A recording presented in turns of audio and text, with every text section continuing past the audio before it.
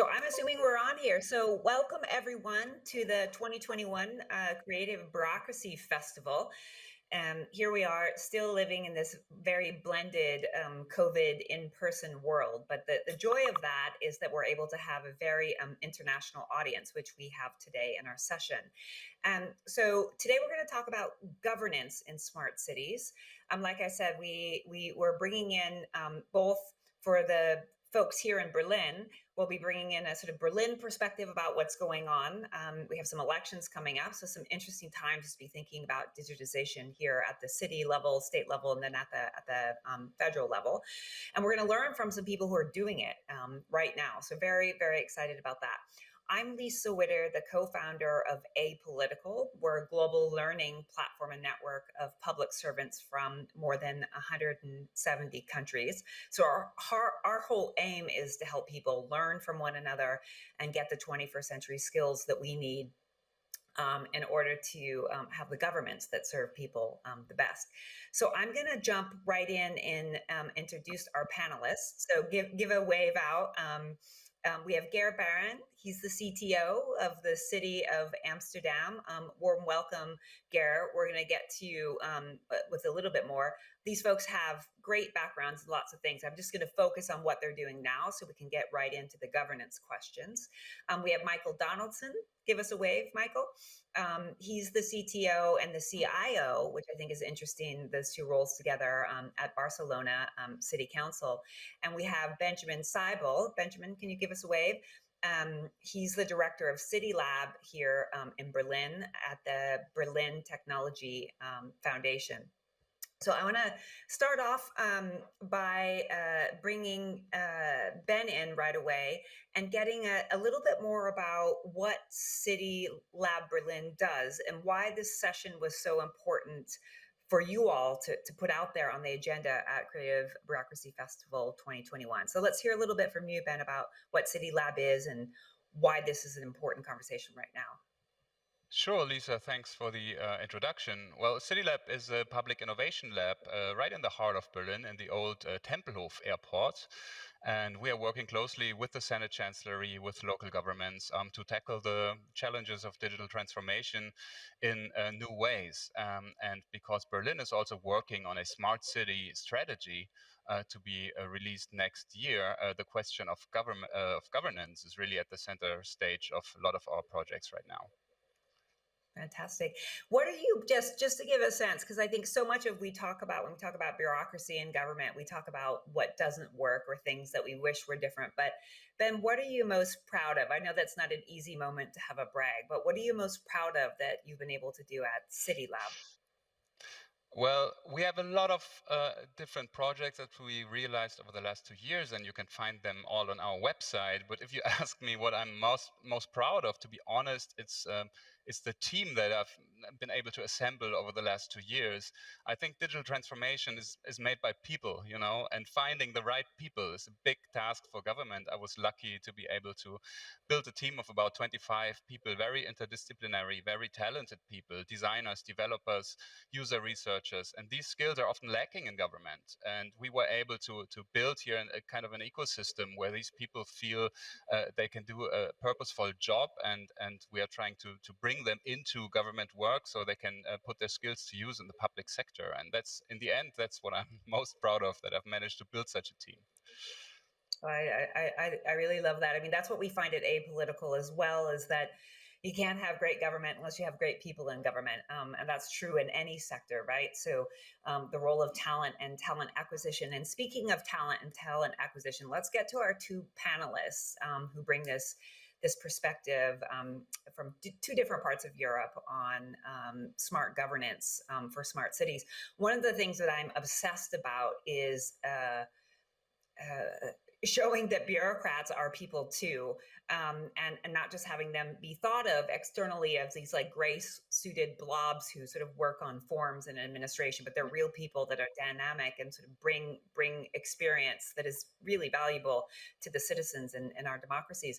So Ger, the question that I asked you to prepare is, what's something that's not in your typical bio that has influenced how you think about your work as the CTO? It could be a hobby, it could be an experience, it could be a training, it could have been an aha moment. But what's really influenced you in your work?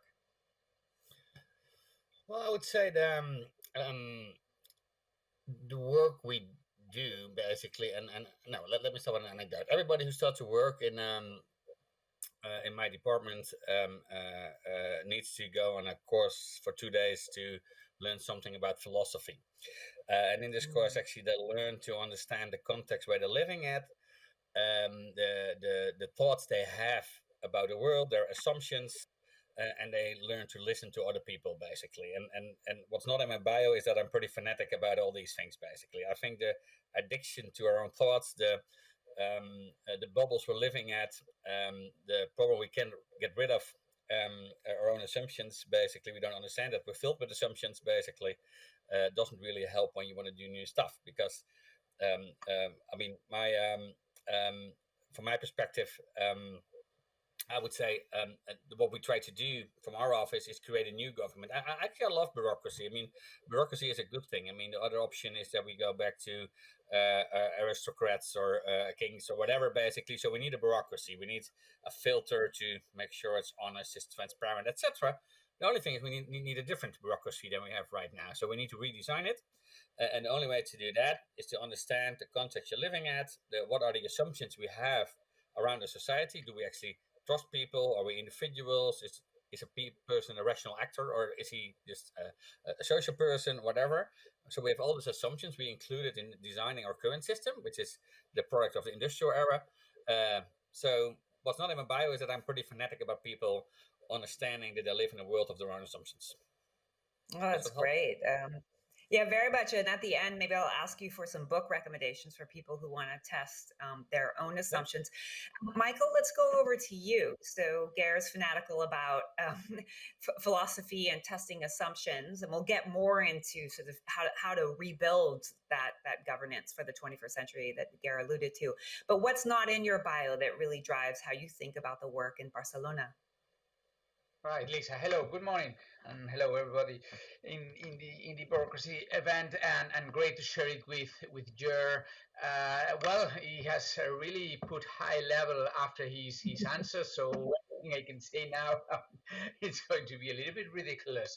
But I'd say there are two kind of moments when I start working that have defined my perspective and my opinions on how to work. One would be the first time I had like a kind of a proper job, more professional. I was finishing my degree on law, and I started doing a research with a professor on immigrants' rights, and it was a research, so it was kind of an individual research, looking at different sources, looking at different databases and things like that. But my boss at the time and this professor told me, look, there's nothing in this world. There's no job. There's no projects. There's nothing that you can do or achieve without work team. The importance of putting different perspectives and putting different professionals. I mean, there's any individual work you can do. Of course, you can do it, but it's not going to it's not going to have a good outcome. And then the first time, and this is something that has marked me forever, the importance of teams, the importance of bringing different people from different perspectives in order to achieve a common goal or a common project. And the other thing that marked me a lot, and I'm trying to do it and keep to do it every day, is the first time I started working in the public administration. I walked into the office, very happy to see where my desk was, my computers, and the mobile and the whole thing. And my boss at the time just grabbed me and say, "We're going outside." What do you mean we're going outside? Yeah, yeah. We work in a city. For the city, we work for a city. The real life is outside of this office. We're going to get to know the people we're going to work. And he was kind of at that stage. He was kind of a social bar, the social pub. This man to me, and his work was always focused on the people outside. But at the end, all he was doing, he was creating a real network around the work we were doing as a city hall, and he was looking for allies, and he was looking for collaboration and different things that you can only find if you go outside of the office. Oh, fantastic. Going out to bring those perspectives in. So we've got philosophy and testing assumptions, and you both share this thing with team, and also going to the people, bringing government to the people versus the other way around. So I want to go to the audience. There's not a polling option right now, but I want you to get a pen and paper ready, because I'm going to ask Michael and Gareth a question. And then right after that, I'm going to ask you a poll question, which I'll have them answer as well. So get that pen and paper ready, because you're going to want to write down the options. So Gareth, can you just look? I wanted to start off with this sort of big picture philosophical question, because I think so much of the work that we do in government and governance has to start from first principles. Like, what are those assumptions? Where do we start from? So we started there. Now let's get a little bit nitty gritty into your job. So tell us, for the CTO of Amsterdam, what is that job? Because different cities, countries, CTOs mean different things in different contexts. And then maybe very quickly, and in a couple sentences or two, what's been your biggest success and what's been your biggest challenge to date as CTO? So Gareth, over to you, and then Michael, the same question. Yep. Yeah, thanks. Thanks for the question. Well, my role is basically threefold. I have three tasks basically to do. So first of all, my task is to foster innovation within the city of Amsterdam, meaning we need to make sure we are future-proof basically in terms of our own organization, make use of innovation, data, technology where possible. And one of the biggest issues of our city was, and still is probably, but was before I came, was that they did a lot of pilots. I think tons of them, hundreds of them basically. And the biggest challenge was when a pilot was a success, basically, because then you actually needed to do something with your pilot results and stop doing other things, implement it, etc. And we weren't very good in actually doing stuff with our learnings in that perspective. Secondly, we try to be, as a city, as a government, a bit more proactive and find out our role in an era where the industrial economy is being replaced by the digital economy. We don't invent platforms for housing. We don't invent platforms for taxi. We didn't invent solar panels, autonomous cars, drones, etc. But it still has an impact on the social, economic, and physical infrastructure in the city of Amsterdam. So we need to be more proactive, and it shouldn't be like all these things happen to us, but we need to cope with it, make sure we have our government in place and define our role. I mean, our role in cybercrime, for example, given for SMEs or for health institutes, etc., is different than safety in the physical domain. It's a different task, different job, different people, different competencies. So we try to create an organization that actually knows its role and cope with it. And thirdly, I have a responsibility in following these first two in the digital transformation of our own organization, where I collaborate obviously with our CIO. We basically do the strategy and the design of how new ways of working can be designed, making use of data, technology, people living differently, etc. But actually sometimes explicitly choose not to use technology. So we make sure we test, find out what's relevant, make a design together with the responsible departments, and then have a demand to our data department or IT department, etc. So it's just three things we try to do within the city of Amsterdam. And to do so, we collaborate internally and externally with basically everybody. So we work with all the knowledge institutes in Amsterdam. We work with a lot of companies together in terms of innovation. And we work with every department in the city to make their digital transformation strategy, which we annually try to organize. So we create a joint portfolio basically with every city department. So and actually the biggest success is not. I mean, when I came in the city of Amsterdam, I was supposed to be there for 3 years. I'm now there for 6-7 years. Different roles a bit differently. I started alone. We're now at 350 people, so we're growing a bit. But was actually everybody said to me, "Ger, please put in a Wi-Fi network in the city because technology is it's about a Wi-Fi network basically." There's not a single director or manager in the city of Amsterdam who's not been trained in digital transformation, and most of them actually can lean startup type of methodologies, etc. So I think my biggest success is everybody understands within a city, without a city, that we're actually this is a bit more than only implementing a new dashboard or a tool, etc. So there's not a single department who doesn't want to collaborate with us. It doesn't ring us on a regular basis on please help us because we need to change. We see that the people in the city expect something differently. We see that we need to be more efficient, but also new tasks like how to cope with a drone autonomous car or a platform or the impact of Amazon and all these platforms on logistics and something. So I think that actually that's the biggest success, and I can give a lot of examples of varying programs from procurement in a startup residence program, or efforts on smart mobility, where it's about shared mobility in a way that actually works, or circular construction, or a cyber approach, which actually we collaborate quite a bit with small and medium entrepreneurs, with hospitals, with etc. So it's I think I have a pretty big set of things that actually work. I mean. And I like what we did during COVID. We started 30 programs during COVID to help people actually to work together, to collaborate, to create spaces where it actually was a lot of distance, to monitor public space, to manage people in a different way. So I think we're pretty much into a role doing these things basically. The big challenge is, I would say for us is, I mean, how to get us to a higher level. We live in a society, and I come back to my hobby of philosophy, in a society where actually the national government works from a point of view that we don't trust people. We think people act rational the whole day. Because when you do study economics in your first year, you still listen to people who actually explain this to you. We live in a society where individualism actually is promoted basically, and you see bubbles, and where people are an individual but are in their own bubble, and etc. So I think our biggest challenge is how can we actually make a government that doesn't contribute to this development, but actually make sure we start to rethink the narrative we need to work in and live in. And on a city level, this is actually, I think, would say easier and more logical. So, but our biggest failures at the moment is that we actually do make policies that actually have an opposite effect. I mean, in every country you see that, like we do programs for people to start to live more sustainable, and people get solar panels, drive Teslas, etc.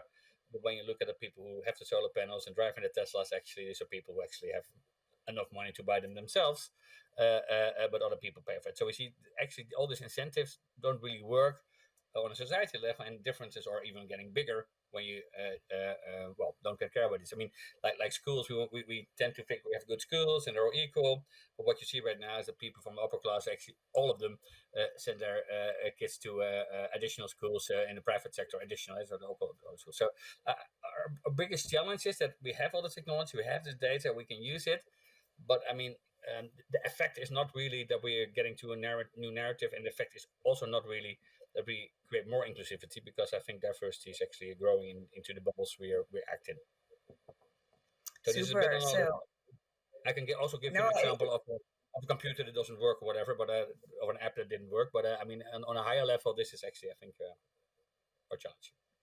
Yeah, I have to say, listening to you, the word that comes to mind is complex and everywhere, right? These two words about just how, like, throughout everything digital is. And maybe at the end, if we can get to the why you moved from 3 years to 6 years to stay in the role. I understand it's such a big job to do. It's something that will never be done. I want to see if our wonderful tech team, just a second here, I want to see. No, actually, sorry. We are trying to get in some opening words. Just want to make sure that if the tech team is ready now, from Dr. Frank Nageli. He's the State Secretary for Administration and Infrastructure Modernization. Is that video ready to roll? It may or may not be. We might come back to it if it's not.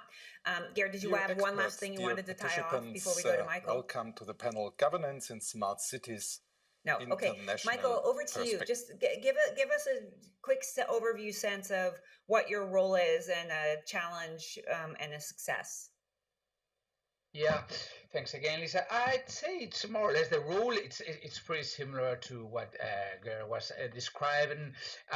It's a big organization as well in Barcelona. There are more than 15,000 workers, civil servant in this organization, different departments, different areas, different verticals, and so on. So this role of CTO and CIO is pretty new. It just started like 4 years ago. I'm only the second in the place. phase. So it's basically about Girl started with this idea of fostering innovation. It's basically about that, about creating a narrative that we can all, in the different departments and area in Barcelona, we can share. But it's also to go along to try to be beside the departments and the areas that they are launching their different projects, that they're launching their different public policies, and trying to bring in this dimension of innovation and digital transformation, because many of the times they already have that in mind, but some other times they would be do the things, the same things they've been doing all their life. So it's always easier if someone from outside their own team, their own department, comes along and tells them, why don't you try to create a new thing, because the problem is basically the same, but at the same time, the problem has become more complex, and it has shifted in this concept you might have before. So it's trying to shed in some light from the outside. It's always good, and it's also good from my perspective.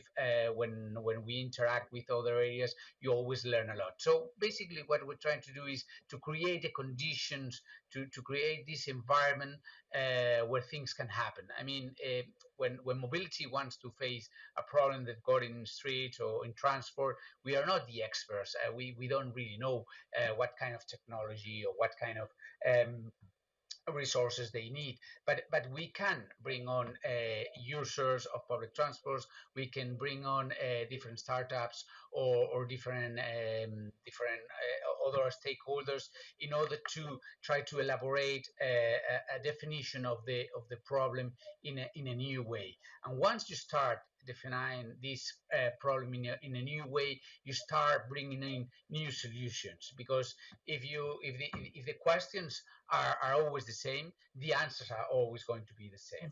So this Yeah. is one of I'd say one of our key roles in the City Hall of Barcelona. Success. We're very happy because we were able to launch this project, and in some of the ideas that they are in this project are more or less the ones that I've just said before.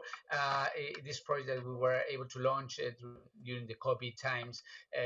One of the main things we do in a city hall is to launch different grants and different finance helps in order to do a lot of things: sports, cultural things, creative things, social, a lot of things. But we always tell different stakeholders, here, I'm giving you this money in order to achieve these results, in order to these activities. So what we do basically is said, well, we're going to give you money. We're only going to set big goals, and these big goals is fight against climate change and look forward to fight against inequality, to work for inclusive policies. So it's just defining two big goals, and we just gave them the money in order to achieve these goals in a very different ways. And this is where we found that innovation arose, because telling the people not what to do, but only telling them what to achieve, it's really fascinated the way there are so many creative and innovation ways you would never thought of, but when we launch these grants, we're always telling the people what to do, so it is very very very very small space for innovation or for creative options. And talking about, and this is something that worked really, really well. In fact, we are doing our second edition, and it's growing, and there's a lot of people involved in this. It's good as well because as being such a two big goals. And there's not a concrete definition. There's a lot of people that can participate from the our stakeholders, from the ecosystem, but also from the different departments of Barcelona. It's really good the way we can create cross-cut dynamics. I mean, the way we can cross-cut mobility and digital innovation and sustainability from one perspective, or maybe education and social work and culture, or wherever. So it's very good in the sense that it's very rich. And a challenge, and that's something, in fact, we are working with GER and many other cities at an international level. It would be the fight for the digital rights. And after this pandemic, and after this kind of hyper digitalization we're living in, we've realized the importance of digital rights. We've realized that it's not something that it was like kind of well, this is for internet, or this is for open source, or this is, we're talking about privacy, we're talking about the non-discrimination in the use of algorithms, we're talking about guarantee different rights for digital inclusion. This is something that we also realize that's a big problem, especially we kind of, after the COVID, we are living in a kind of hybrid life, digital and real life at the same time. And if we don't have the skills or even the access to internet or to the different devices, we've seen that there's a lot of potential that's living left behind. So we've got a big challenge here with the digital divide. We need to incorporate in our public policies the fight against the digital divide, and especially, as I said, in terms of capacitation, in terms of empowering people through the use of technologies, through the use of internet. Mm. So thank you so much for that. You could see where there are intersections between yours, both around narratives and sort of problem definition and innovation. I was struck, Michael, around not telling people what to do, but being clear about what you want them to achieve, and the creativity and the innovation comes from that. I want to go a bit into the nitty gritty around skill. So you are two CTOs. You know, we heard at the very beginning around sort of GARE and philosophy and assumptions. Michael, you have a background in law, but clearly sort of people-centered approach to doing things. So this is the polling, the pen and paper polling. I'm going to ask both of the audience listening, but of each of you, just to pick one. So we're not going to go into it deeply yet. But so Garrett, what is the most important skill for a CTO? Is it deep knowledge of information technology, deep knowledge of sort of digital markets and procurement, deep knowledge of politics and public administration, or deep knowledge of agile methods? I'll give you a chance to say none of the above, but if you were to choose one of those, which one would you choose? I would say, I mean,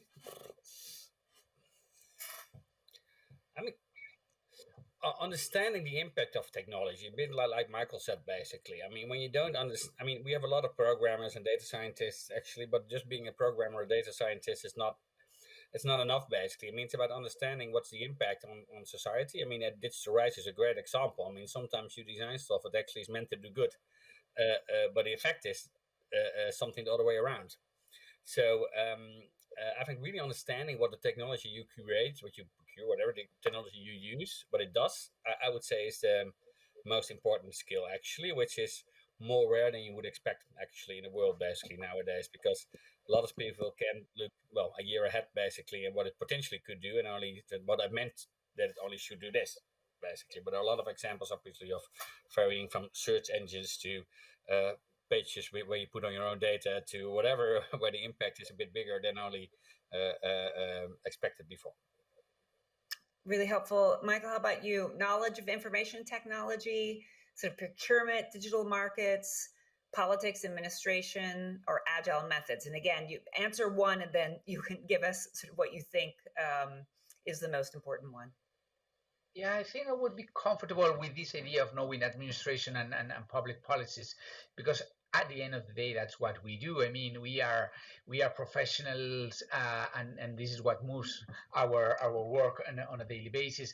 And it's important to know the terms and the rhythms and the pace of the administration, because otherwise you can get frustrated about trying to set a revolution, and then you have to go all through these procedures and procurements and tenders and things like that. So it's very important to know the conditions you're moving on, what's the impact on the public policies, on the public services. I am a firm defender of public services, because especially at the city level, or at least is the case in Spain, we don't have the competence in order to write laws, to enable laws, or at this legal level. But we are experts, and we are the ones who deliver the public services that give content to the different rights: the rights to education, the rights for public health, for public culture, for public technology. And this goes through the doing this launching and deploying these public services. So I think it's very important to know all the rules and all the resources we have as a public administration in order, as I said, to deploy these rights. But also, if I had to add, something to the new skills we require, it would be the capacity of adaptation, the capacity of to adapt to the new to kind of the reality that we are living. I mean, it's very important. As it might be a little bit contradictory, which was just said about knowing the rules and following them, because it means equality, it means different guarantees of our rights. But at the same time, I mean, not everything is on the rules, not everything is on the books. Our reality is changing a lot day by day. There are things that are happening that we don't even realize what they really are. I mean, technology are changing so fast, and digital disruption is so dynamic that it's just impossible to try to cope or to understand what's going on. But I think that it's key in that sense to be able to adapt ourselves. I mean, I've already done 3 different strategic planifications in this term. Once when we started, after the first impact of the COVID, and after when we more or less realized what this new normality was going to be. I mean, so this means 3 different plans, strategic plans in 3 years, or in 2 years and a half. Well, I mean, adaptation. Otherwise, it's going to be really difficult. That's great. I mean, so both of you, as many of the public servants listening or bureaucrats listening to us now, have had to adapt so much, like forced adaptation, right? There wasn't an option that we had to, and there's just so much innovation coming out, and there's a whole other conversation we can have about what's going to stick and what isn't in the new normal. But I want to ask you each the second polling question to the audience. So pen and paper. Again, these are set up for conversations, imperfect. But in your opinion, Gare, which best describes what is needed for effective digital transformation from a government perspective? Agile governance, so a little bit on this adaptability, trying new things. Humble governance has been one of the themes of the Creative Bureaucracy Festival this year. Centralized governance, I know it's a little bit apples and oranges, but I'm forcing you to answer. And then the last is decentralized governance. If you had to pick one of those that is most important, which one would you pick? Yeah, all of the above. I would say agility, but because that's horizontal to the things you're the other things actually. So, but yeah. So I think we should more adapt, not only be agile in terms of easier to implement stuff or whatever, basically, but agility in how we cope with citizens, and how we cope with all the stakeholders around that, basically. So I wanted the whole idea from agility is that you organize your stakeholders and continuously you evaluate, are we doing the good stuff, test, find out, etc. I would say it would be good for governments, but basically to do stuff for the other 3. Yeah, fantastic. Michael, how about you? Yeah, sorry, Lisa, what was the second one? No worries. Agile, humble, centralized, decentralized. Yeah, if I understand, humble means you mean by assuming that we cannot achieve everything we would like to. Would that be the idea? It could be anything. It could be sort of also how you approach citizens and your power as well. Yeah. I love this idea. Yeah. I think it's great. I mean, it's very important to put ourselves in perspectives. I mean, obviously, I do believe in our public services, and I believe in this in the strong role of the institutions in order to guarantee rights. But at the same time, we are, as we were talking at the beginning of this conversation, we are living in a really complex and very dynamic society, and I think that diversity is something that enriches our society, and that means that the public administration, although it's a very important stakeholder, is not the only one, and it needs to interact, and it needs to not only to kind of decentralize their own power, but also to create the conditions to empower the rest of the stakeholders. So yeah, I like this idea of humble administration. That's great. So I want to just go a little I want to go just a little bit into decentralized or centralized. This is a big debate going on in lots of places around the world. Like, how do you structure digitization so that it's effective and maybe fast? I don't know. That's always the trade-off, right? It's about agility. How do you go fast and be inclusive at the same time? And Michael, I know that Barcelona has done a lot of work on participatory approaches to this governance. But I'd love you both to talk about just some insights on which is better, centralized, decentralized. Gary, you said both. What are some, pieces of advice that you've learned about centralized or decentralized from the public administration perspective? Clearly, there has to be stakeholder engagement to make digitization work outside of the government. But in terms of how do you organize within government, centralized, decentralized, lessons learned, Gare? Yeah, I would say. I mean, I'm a big fan of decentralizing a lot of things, but that's also because I would say our national government is in many ways not that competent.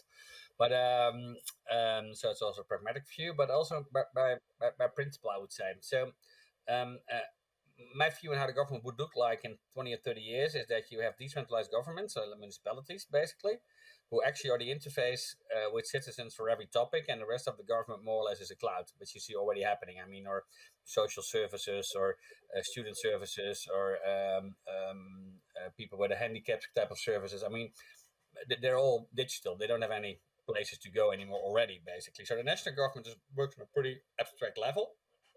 And I would say from a digital point of view, they're basically a cloud of services in the end. But I do think it's important that locally you organize a strong government that actually sees all the things come together. I mean, when you're on a municipality, you see the impact of not only Airbnb or Uber, but or the new social security scheme, or the impact of Corona. You see it happening on the street in front of you in a combination of all these things, basically. So I think the local governments should be stronger in getting an interface, and they should have access to nationalized or European level types of services. I think of cloud with services basically, but the place to go to, the physical building, the organization that sees what's happening in the world in all its complexity. It's the local government, they should decentralize that function as much as possible, because the bigger it gets, the more abstract it gets, and well, if you can afford to come to a more utilistic type of way in governing your city. I mean, we are happy 28, it's clean 23, but doesn't say that much about what's really happening into a city. So I would say decentralizing as much as possible your support with citizens, your interaction with citizens, and on a higher level, make it as much cloud as possible. Fantastic. Is there a different perspective in Barcelona about this, Michael? Yeah, I'll be talking about kind of from the inner perspective point of view. Well, it's debate that I think that it's not close at all, and then you might have some ideas, but then reality kind of shows you another one. And I think it's also very important to try to address this question depending on the role you're assuming. I mean, if I was the head of the culture or the head of education, I would ask for a more decentralization organization. But with the role I have, which is more like more global, more on not doing anything but being everywhere, or you would aspire to be more centralized. So I think the good thing about this debate is try to find kind of a balance between these two ideas. I mean, much centralization can bring to more bureaucracy and to erasure innovation, but at the same time, a lot of decentralization can bring to kind of banish our own identity, because we've seen it. We've seen it that, I mean, so I'm not able to defend or to be able to say, well, it has to be decentralization or it has to be centralization. I mean, I'm thinking about a balance. We've experienced in some public administrations that some of the bodies, in order to be more agile, in order to be more fast, in order to deliver better public or more efficient public services, we've seen the way they felt so attached to the public institution they belong, that they thought that they were a different agency or different body or a different public institution. And because now I've got my own goals, I work under different indicators, under efficiency, under economy, and I don't answer to anyone. And this anyone, well, it's the mayor, or it's the deputy mayor, it's a councilman, or another man, which is where he is, or where she is, because he or she ran to an election. And we're talking about public administration, we're talking about democracy. So we've seen that with that kind of instruments of decentralization, that in order to be more efficient and more under economic basis, they have kind of, as I said, been unattached to the public administration they were supposed to represent. And when it comes to that terms, well, there are a lot of negative externalization that happens. So I don't know. I mean, I think we need to share some common criteria, some common narratives, and some common rules. So this means more centralization, but at the same time, I believe that we need to give room for more innovation, more creativity, and that only happens if you kind of set conditions for decentralization. So I don't know. I mean, it's a real and living debate that we have to struggle every day, and I think we have to go case by case to see if we put the balance more in centralization or decentralization.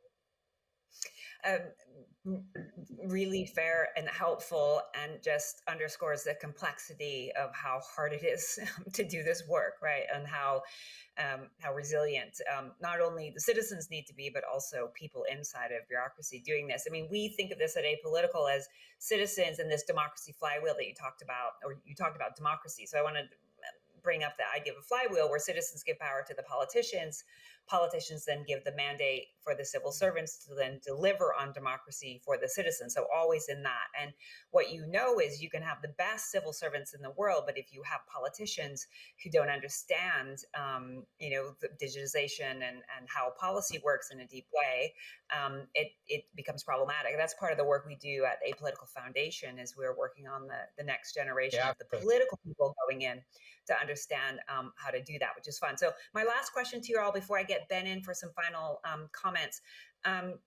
There may or may not be some new CTOs coming in to governments around the world. It's a trend that has happened, and we were learning all the time about, is it a good idea or a bad idea to have a CTO? I'd love to. My last question to each of you is, can you do digitization without a CTO, or do you think it's critical? And then the second is, what piece of advice that's not so obvious that you wish you had when you started your role as CTO? So Ger, over to you. Well, first of all, yeah, obviously you can. I mean, it's not in a, but what you do need is some leadership in an organization of people who actually don't sleep well when we don't get future proof. Basically, we don't make sure we be adaptive, or we adapt to changes there are. Because I mean, governments can, well, actually, they're by their position as a monopolist, they can, well, push change forward quite a while, basically, like universities can, like other institutions with certain government regulated positions can. But at a certain point, this stops, and when you're too late, basically, you get accidents. So it can be a general manager who pushes this in the city. It can be a CIO, or it can be a mayor, or whatever. But it should be people who actually don't sleep well, I would say, when we won't be future proof. So the easy way is to get somebody on board who actually has the job to don't sleep and stays awake for this stuff. So it's important that you actually create somebody who keeps yelling it, basically, because governments are very good at putting things on time. We say that decently. Secondly, I mean, it took me a year basically to understand how the local government works. Actually, I didn't work for local government or government before. Uh, it would have helped if somebody would say, "Ger, stop talking to everybody the whole time until everybody agrees." Because in the city government with 18,000 people, with 50 directors who all have their own little position and thingy, you don't come to a point that everybody agrees, basically. So,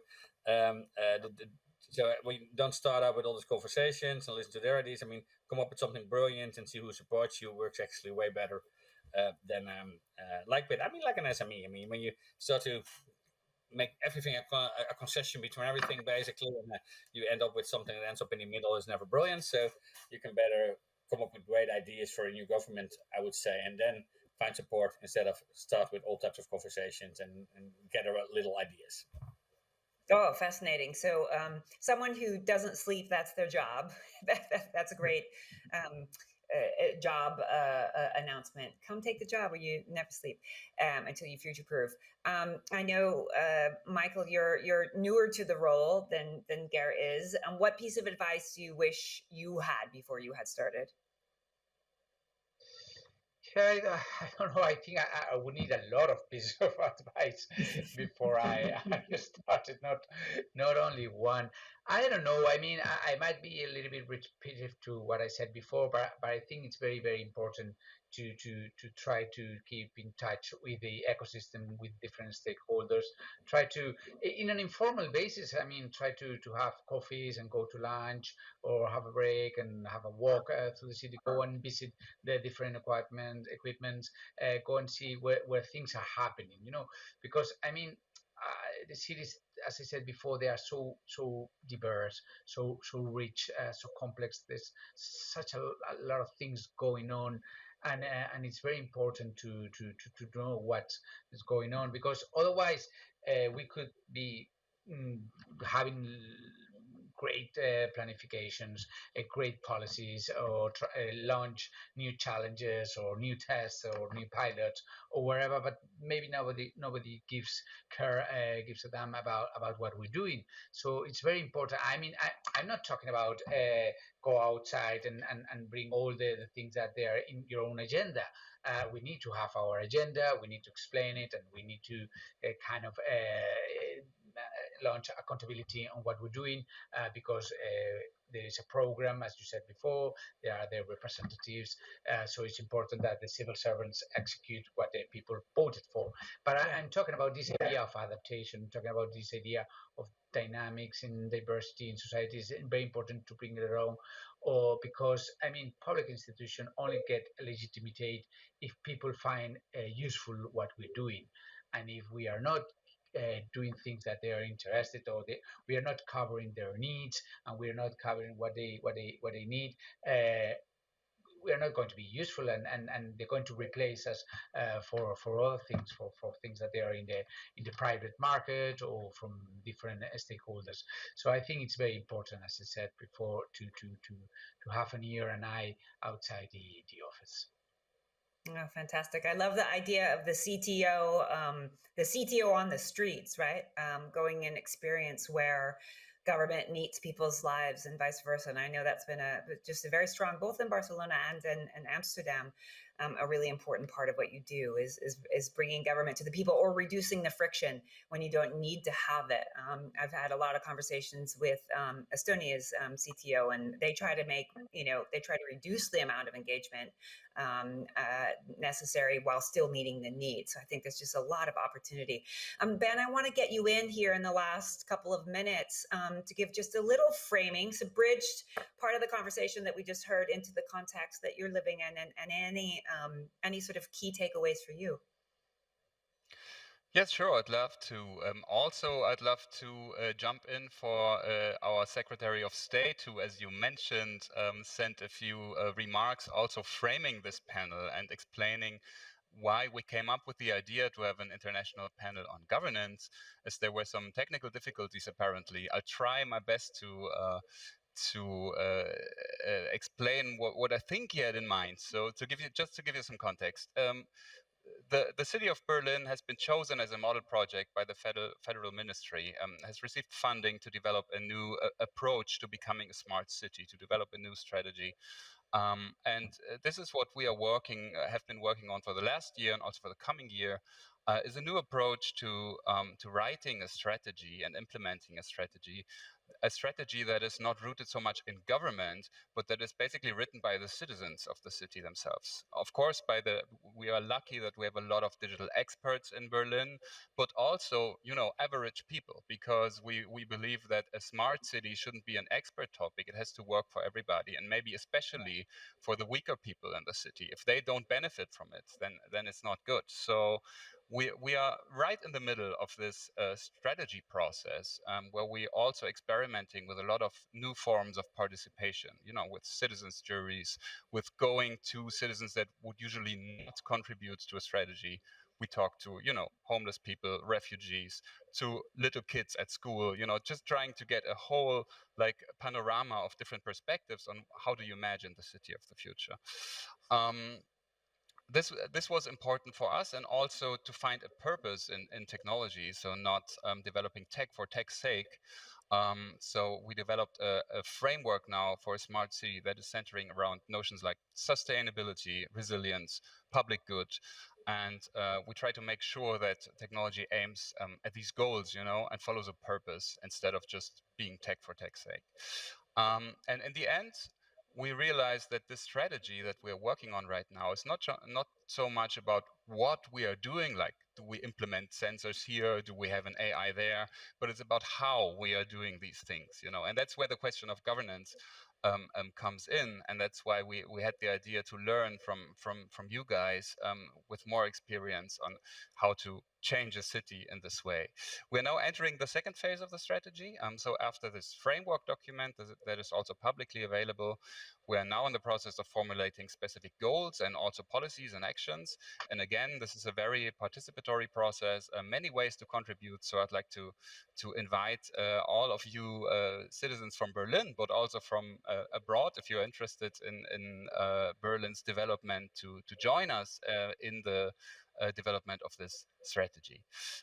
So that was just the context for this panel. And now, speaking of this panel, it was fantastic. It was very, very rich. I think my key takeaway was once again that this is a huge task. It's a huge and complex task, and we have to work to convince also political leaders to take this task very seriously. Uh, we've heard again that it needs a lot of resources, that Gea and Michael have hundreds or even thousands of skilled people working on these topics with them. And I think you really need these capacities, because digital transformation is so rich. It's not just technology, it's not just politics, but it's really a new field.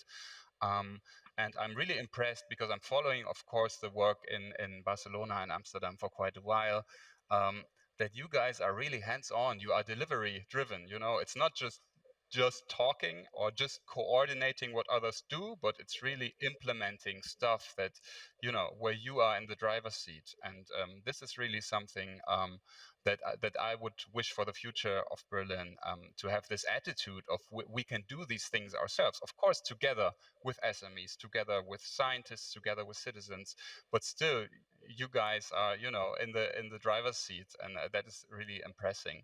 I understand that technical expertise and skills is pretty much needed for a CTO position and for the people in the offices, but it's also a lot, I think, about the translation between politics and technology. Understand how technology is political, how politics can benefit from new technology, and also always keeping the citizens in mind. And I think we are on the right track in Berlin, with also focusing on the how, like how can we become quicker, more agile, more courageous even, in driving these changes. It's not enough to just have a list of technologies that you would like to implement. It's really about cultural change. It's about new mindset, and something that Michael said, it's about a shared narrative. I like this a lot. You need to explain to people, to leaders, but also to citizens. You need to explain, why are we doing this?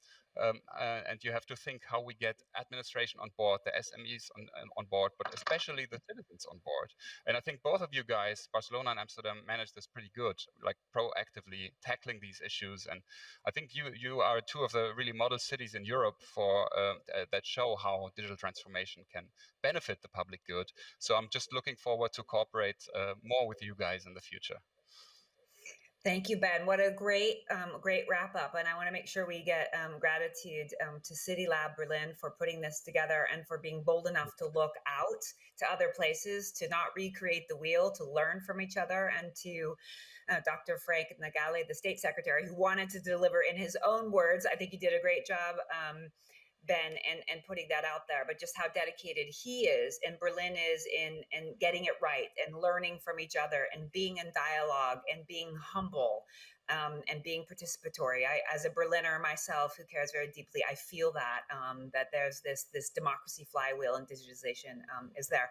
And I just know at Apolitical too, the need for the skills, the 21st century skills that are based off of those large ideas, the assumptions, those mindsets. So with that, Gare, Michael, Ben, you could be doing lots of things with your life. The fact that you get up and lose sleep, get up in the morning and lose sleep at night, thinking about future proofing and how we really want to live as a society. I personally thank you. Creative Bureaucracy Festival thanks you. And I'm sure CityLab Berlin, who put this together, thanks you as well. So big wave of gratitude. Check out CityLab Berlin for you in Berlin, and you could tweet both Michael and Gare their what they're doing. You can see what they're doing via social media and their websites. Take care, everyone. Ciao. Thanks a lot, Lisa. Thanks, Bye, guys. Benjamin. Bye, Bye. Gare. Great. Bye.